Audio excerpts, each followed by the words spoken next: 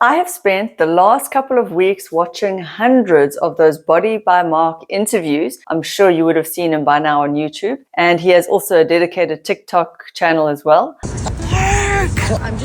And I have noticed some patterns and trends, and what I've noticed is that fitness is not necessarily what we think it is. There's no single right way to be fit, but there are surprising patterns that the fittest people on earth have in common, so keep on watching. When you watch hundreds of these Body by Mark interviews, and if you don't know who Body by Mark is, I will link to his channel in the description box below. I ask people who are really fit what they do for their workouts. But he goes out on the streets, wherever he is around America, and he interviews people who are really fit. So he looks at somebody, obviously judging by how they look, and he says, man, you're jacked, or he says to the woman, you're shredded, or you're so lean, or you're such good shape, or whatever, and then he'll interview them if they allow him to. And he generally asks them about their workouts, their diet, their supplements, their sleep if he's lucky. Obviously, it depends how much time he has with the interviewee. So he doesn't always ask the exact same questions, which is a bit of a pity for me doing an analysis like that for this particular video. But in general, there are those trends, and he does tend to ask very similar questions of all of them. He'll ask their age. Obviously, you can see if they are male or female. But what he starts off with always is he asks them what they do for their workouts. I guess that's an easy starting question. Usually they're in their gym gear, they're going to the gym or coming back from the gym, but he'll stop like UPS delivery guys or anyone who looks in good shape, and then he'll ask them. And what I've noticed with the workout side is that there is a pattern. Now, the workouts can vary tremendously. Cardio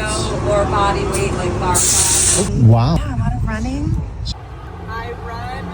I'm dying. Is that all you do, just Pilates? Let's say Sunday I do the pecs, I do the biceps, I do the back.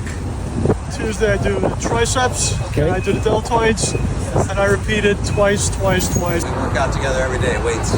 You get Pilates people, you get dancers, you get runners, you get weightlifters, powerlifters, crossfitters. You get a wide variety of the actual workout, but the main common denominator is that they all tend to work out 5 or 6 days a week. 5 or 6 days a week. Wow. 6 days a week. Weightlift 6 days a week. 6 days a week. 6. Of course, there are some exceptions. Some of them only train, let's say, about 4 days a week. Maybe 2 or 3. Maybe weights once a week. I've also noticed that they tend to work out for, on average, an hour. You also get those people who tend to work out, some of them say 2 to 3 hours a day. So what do you do for work that you can work out 3 hours a day? Which is insane. That's a lot. Some of them don't work out at all. You also get those. Those are the outliers. There were the ladies from the Hamptons who were slim and in good shape, but I would assume that they maintain their figure through diet more than exercise. But when you listen to hundreds of these interviews, you see the one pattern, and the trend is that they all work out 4 to 6 days a week. So they work out enough times to make it count. Very hardly do you ever hear anyone say, I only work out like 1 day a week. That just doesn't really happen in these interviews. And the other trend or pattern that I noticed is that most of them have been working out for years. So this is not a new thing. It's not, oh, I've only been working out for a week or 2. 55. How long have you been working out for? 25 years. How long have you been working out for? 7 years. It's consistency over time, and that gives them a body that is noticeably fit and healthy and worthy of being interviewed by Mark. After asking about their workouts, he generally asks them about their diet, and again the answers came in all varieties. You got from vegan to heavy protein eaters. And 250 for grams of protein. Wow. Yeah, usually it's like steak and 3 eggs in the morning, plus like a couple of egg whites, like a smoothie in the morning. I'm trying to gain a little weight, so Okay. I'm eating like everything in sight. Some of them would eat 1 meal a day. Some of them did intermittent fasting where they ate in a certain window. For the majority of the people, their answers were sort of structured meals. Some of the people knew in detail how many grams of oats and rice and how many grams of, let's say, steak or fillet or whatever that they would eat. One lady could detail even how many almonds she would have as one of her snacks. A lot of them talk about their pre and their post-training meals. There is a huge emphasis on prioritizing protein. Do you drink? So that is a trend or a pattern I noticed with the diet. The diets were quite all over the place. You know, some of them, as I say, were vegan, from vegan to omnivore to all kinds of diets, pescatarian. vegetarian. So there's a lot of variety within the diet, which busts a myth that there is a perfect diet. There is no one perfect diet. Some of them eat very clean and very strict. Some of them enjoy quite a lot of junk food. Okay, so what are your cheat days? How do you cheat? Yesterday I saw some pizza and ice cream that I liked. Some of them admit to eating whatever they want, usually those with the younger folks. And then if we are lucky and he's got time with them, he will ask them whether they drink any alcohol. Now on the alcohol front, I found this fascinating. 90% of them, I would say that they don't drink alcohol. Alcohol? Nah, not my thing. Do you drink alcohol? We've been alcohol-free for almost 6 years. The few that do drink alcohol, again, it's very rare or limited amounts of alcohol. So they'll drink maybe on special occasions only. Alcohol? Very rarely. And do you drink alcohol? Once in a while, but Some of them say that they are weekend drinkers, social drinkers, and then one or two of them will admit that they drink quite a bit. There was the one lady who comes to mind, quite a memorable lady, who owns bars in the city, and she says she's a heavy drinker, and she mitigates that by taking activated charcoal and alcohol, yes. So I own bars in the city. I own Champagne Problems over on Bowery. I own UES, the ice cream shop, Speakeasy. So yeah, like I'm a drinker. I think milk thistle for her liver, but she looked amazing. I mean, she was in great shape. She did her pull-ups. And so again, when you listen to quite a variety of answers, busts the myth that there is like only one perfect way to do things. You can be fit and healthy. Well, we don't know what their true health is. No one's doing a doctor's exam on these people, but they all look to be in good health, in good shape, fit, active and healthy. And some of them, obviously the majority of them do not drink alcohol, but some of them do enjoy alcohol and they still seem to be in amazing shape. But overall, I found it interesting that the majority of these fitness people that Mark interviews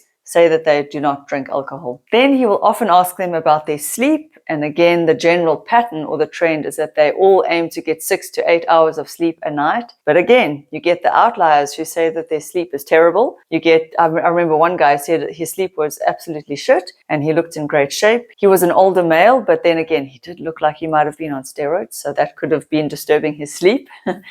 And that actually brings me to the next question that Body by Mark often asks. He often asks them about their supplements. And again, you get a wide variety of answers, but the trend or the things that seem to come up quite often in their responses is creatine, comes up quite a lot. Taking creatine and BCAAs. Creatine, protein. Protein powders or supplements comes up fairly often. With you, I do just protein shakes, man. That's it. Then you get the typical fish oil, vitamin D3. I'm in clinic, so I'll usually take like an iron pill. Then I take fish oil, D3 and K2, biotin and collagen. Some of them do a multivitamin. Some of them have really sort of tailored supplements that they take.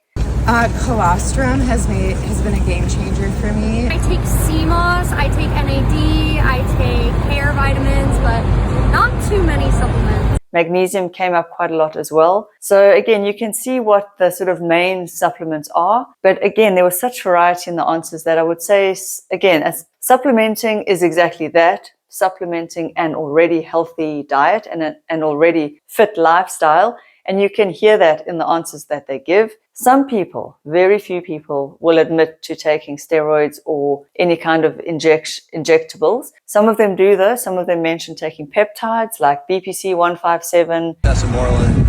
Peptides, BPC 157. Or other kind of muscle growing peptides. But most of them just sort of say the things that they're allowed to say.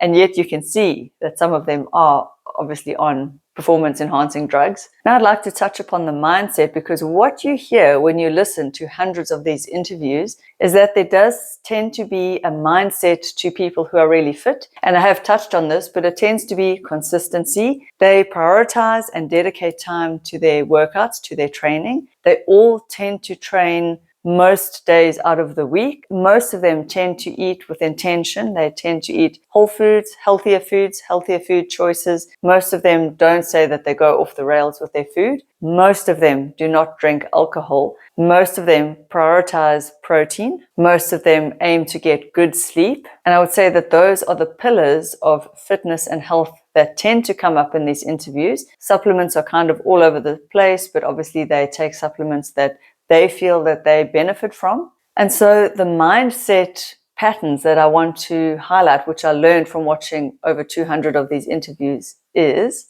they tend to have self-awareness. So it's self-awareness over dogma. They're not sticking to something rigidly just because. They are aware of what their body needs and their changing needs as they get older. A lot of them are disciplined, as you can see, but they have discipline without rigidity. There tends to be a calmer, long-term mindset. So most of them are doing this as a lifestyle, and almost all of them have trained for years as opposed to weeks. So again, this is a long-term thing. Consistency over time, I think, would be the strongest pattern that had emerged. You know, I think we are all chasing the secret to fitness and health, but maybe the real secret is that there actually isn't one, but just showing up for yourself again and again for years. So after watching 200 of these interviews, here's what I've learned. There are a million ways to be fit, as many ways as there are people on the planet, but only one way to stay that way. Consistency, self-awareness, and a lifestyle you can actually enjoy. Fitness isn't a formula, it's a relationship. I think that what makes these videos so fascinating is that they remind us that health isn't a one-size-fits-all. It's really about finding what works for you and sticking with it.